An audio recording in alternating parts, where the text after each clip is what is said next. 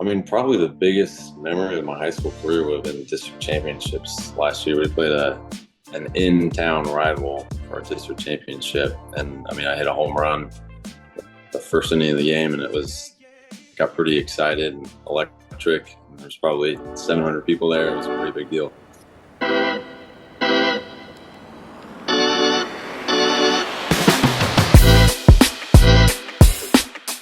What's up, everybody? Welcome to the Noble Podcast. I'm Matt, and I'm very excited to be joined by today's guest, infielder from Lee Summit, Missouri, currently ranked number 10 in the Missouri 2025 class according to PBR, and committed to the University of Oklahoma, Jackson Akin. Jackson, thanks so much for joining us. Thanks for having me. Yeah, of course. So I'm sure the grind is on in preparation for the upcoming high school season. Has it sunk in yet that this is the last go around? I mean, I think so, but I think honestly, I'm the most excited for this year out of all years because I think we have a good group of guys, and I'm excited to see what we can put together. Yeah, for sure. We'll touch on the high school season here in a second, but before we get into that, let's take a look back a little bit. You've obviously had a lot of success in baseball. When did you start playing?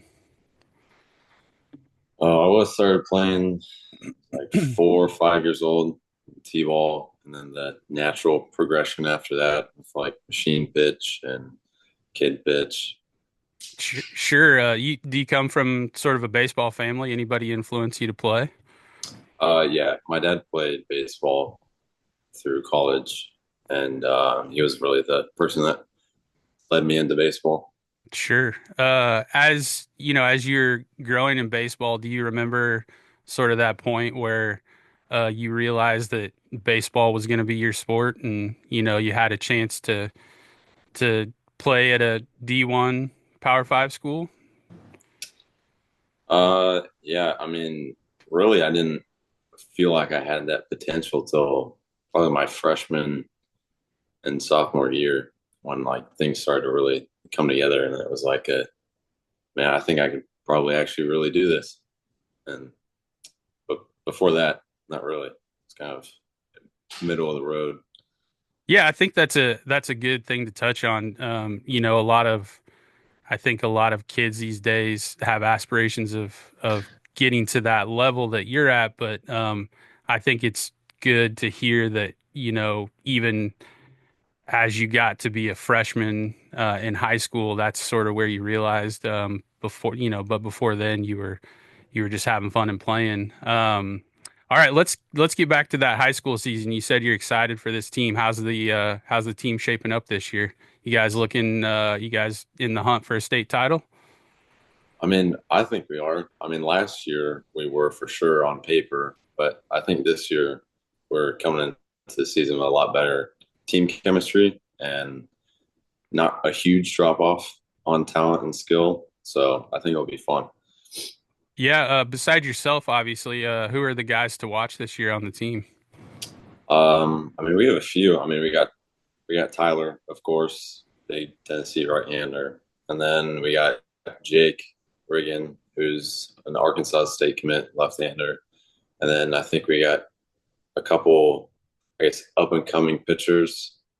You got Garrett Anderson, commit to Drury, and then like Jackson Addington and Gage Rolled. I think they'll be big arms for us. And then we got some underclassmen like Hayden Sharp coming through, who's a Missouri commit. And I think he'll be a big part of our lineup too. Yeah, sounds like you have a pretty stacked squad. It's going to be exciting to follow along with that team. As we touched on before, this is your final season. Looking back, do you have any super memorable moments from your high school career? Maybe a first home run or a special win? Um, I mean, probably the biggest memory of my high school career would have been district championships last year. We played an in-town rival for our district championship, and I mean, I hit a home run the first inning of the game, and it was got pretty excited and electric. And there's probably 700 people there. It was a pretty big deal. Yeah, that's awesome to do that against an in-town rival in a big game like that. So you're committed to Oklahoma. Walk us through how that all unfolded. When did you commit? And sort of the process of, when they saw you and how that all came together.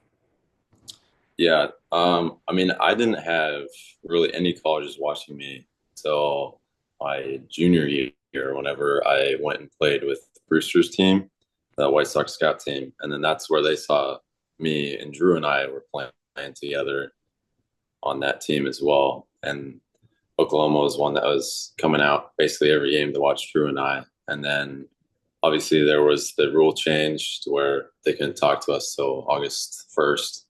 And that's whenever I was in contact with them and then talked with them, good conversations, went on my visit and liked the campus, liked facilities, liked the coaches, and kind of felt like that's where I fit in. Yeah, so you felt at home there.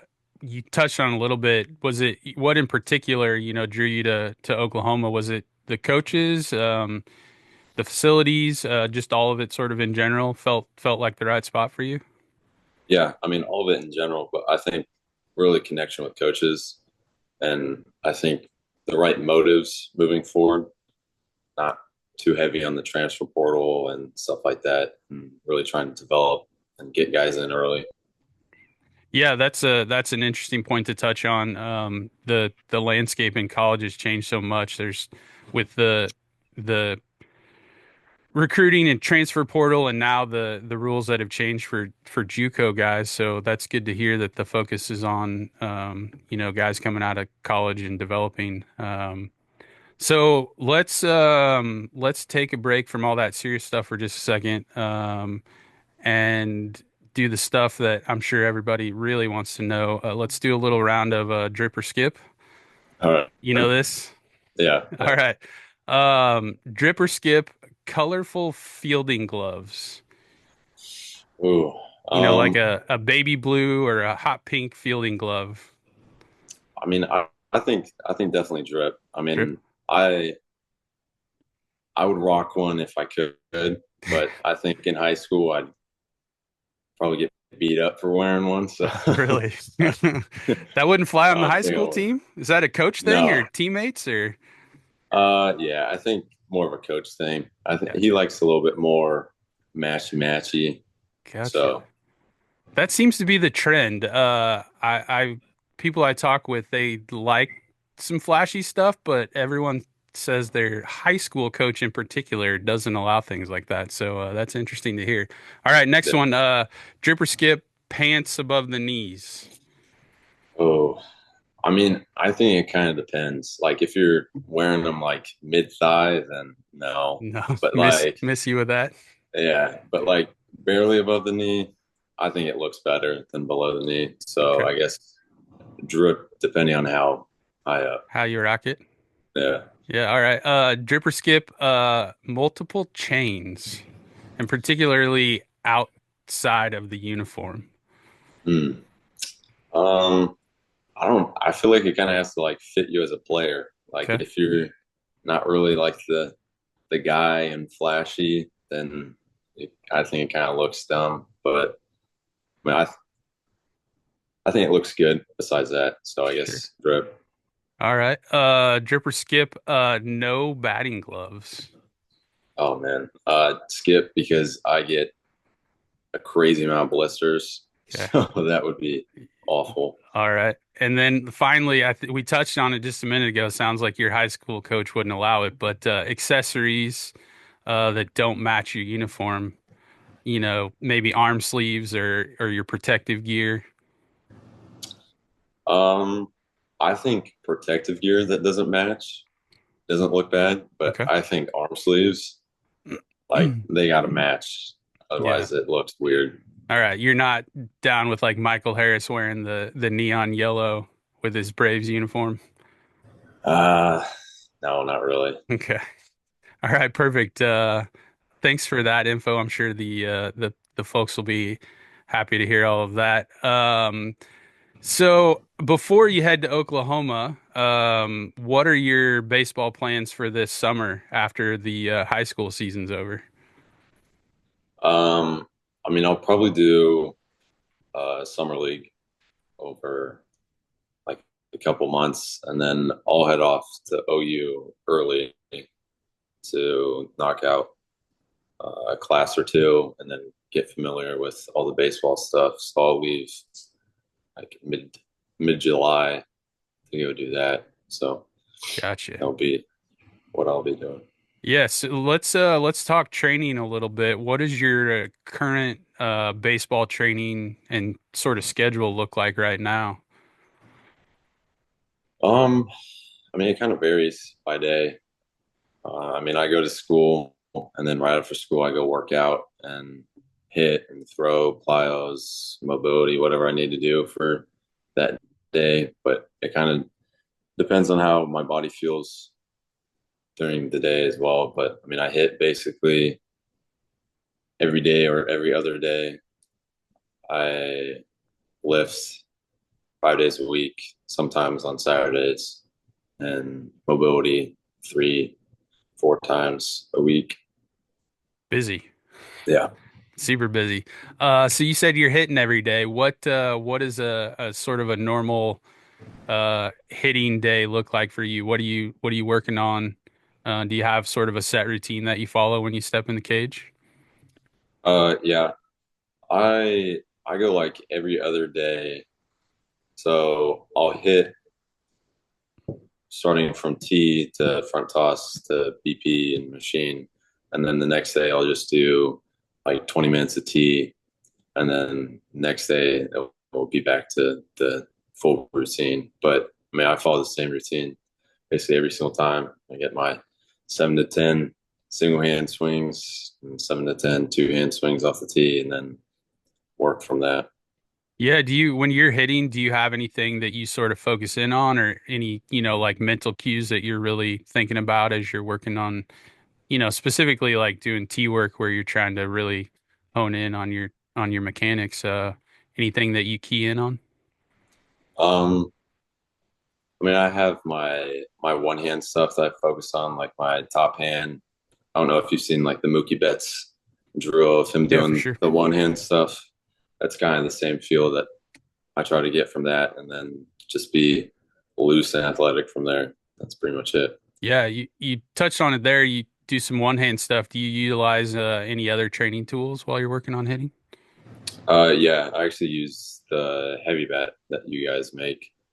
Um, I mean, I'll mix that in whenever I don't feel like I'm kind of sequencing right for my Sure. swing because I mean you got to sequence a little bit better to move something a little heavier. And then if I want to work on trying to like amp things up, get things going a little faster, so then whenever I switch back to my regular bat, it feels a lot lighter. Sure. Yeah, you have any hitting coaches that you've worked with over the years that you want to shout out or you feel like have helped sort of get you to where you are right now? I mean, I've hit with my dad my entire life, Yeah. and I haven't I haven't actually hit with the hitting coach till this year actually, and I Okay. started hitting with a guy named Andy Bissell. He's with the Mariners organization. But I mean, besides that, my dad's been my hitting coach, fielding coach, everything coach since I was a little kid. So it means a lot. Yeah, that's super cool. All right, let's talk everybody's favorite piece of gear. What are you gaming this year for your high school season? What bat? I used the CADX last year and liked it, so I'll just be using the same one this year. Yeah, is there anything in particular that works for you with that bat or that you like about it? I mean, honestly, like it just kind of like the feel of it. I used to use the goods, Hmm. and I feel like it's relatively similar, a little less end loaded, but I mean, I feel like it's got good pop, good feel, good forgiveness. It's nice. Sure. How about wood bats? What are you rocking right now? Well, I'm rocking my model that you guys make, but I mean, I used to swing Chandlers and Bombats. That's it. Yeah, so we work together to sort of to get you a bat that you we're looking for anything. What specifically, were you looking for in a wood bat that led you down the road to where we ended up? Um, I mean, I ever since I was younger, kind of like a little bit more end load. Um, but I still like the controllability of like Sure, a balance bat. sure. So I think that's a big thing, and I like having a big barrel to the bat, lots of room for air, Yeah. and yeah, I think the bat came out perfect. And actually, the guy I'm hitting with now, Andy Bissell, said it's like perfect. So Yeah, that's available on the website. Go check them out, pick one up. yeah, Yeah, we ended up I love that model too. It's got a really long barrel profile. And it's got a really good I really love the taper at the knob on that bat. So, if you haven't checked it out, go take a look at it. All right, let's wrap this up, put a bow on it. Um, Talk about a few more important things. I'm sure everyone wants to know. Who do you have winning the World Series this year? oh man. I mean, honestly, I think it's kind of hard to beat the Dodgers whenever you're Yeah, paying that much money and you got full all-star lineup. So, I mean, probably the Dodgers. sure. All right. Anything you have in heavy rotation on your Spotify right now? Oh, no, not really. I mean, I mix it up. I mean, I go from like some rap, country, I mean, some old pop music, rock. I like to keep it all mixed together. Sure, yeah. All right. And lastly, I'm sure there are a lot of people who have helped you to get to where you are today with your baseball career. Anyone you want to give a shout out to or a special thanks to? Um, I mean, my dad, past coaches that have helped guide me on the correct path to getting here and investing their time. And yeah, Awesome. Yeah. All right. Jackson, thank you so much for joining us. I greatly appreciate taking a bit of time out of your busy schedule. Everyone, if you're not already, go follow Jackson on Instagram at Jackson Akin 23. Jackson, best of luck this spring and summer. Excited to follow along. thank you. Thanks for having me. Yeah, of course. All right. See you, man. Yeah.